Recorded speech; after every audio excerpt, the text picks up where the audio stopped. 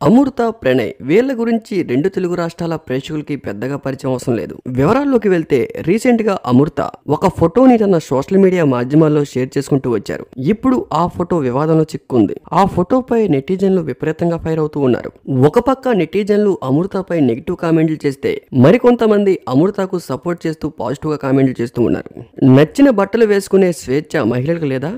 ఎవరి ఇష్టం వాళ్ళది. ఎవరు ఎలా ఉండాలి అంటే అలా ఉంటారు. అందులో తప్పేముంది అంటూ మరికొంతమంది సపోర్ట్ చేస్తూ ఉన్నారు. ఆమె ఎలాంటి బట్టలు వేసుకుంటే మీకేంటి నొప్పి అన్నట్లుగా గత కొద్ది రోజుల నుంచి అమృత ఫోటోపై సోషల్ మీడియాలో ట్రోల్స్ కొనసాగుతూనే ఉన్నాయి. చాలా మంది ఆడియన్స్ కు అసలు ఆ ఫోటో ఎందుకు షేర్ చేస్తున్నారు, ఎప్పుడూ లేనిది ఇప్పుడే ఈ ఫోటోని ఎందుకు ట్రోల్ చేస్తున్నారో అర్థం కాక, అసలు ఆ ఫోటోలో ఏముందో కూడా అర్థం కాక సోషల్ మీడియాలో ఈ ఫోటోను చూస్తున్న ఆడియన్స్ అందరూ తల్ల పట్టుకుంటూ ఉన్నారు. 2019 మిర్యాలగూడ కేస్ అప్పట్లో రెండు రాష్ట్రాలని ఒక ఊపు ఊపేసింది. అసలు 2019లో మిర్యాలగూడ మ్యాటర్ గురించి ప్రత్యేకంగా ఆడియన్స్ కి చెప్పవలసిన అవసరం లేదు.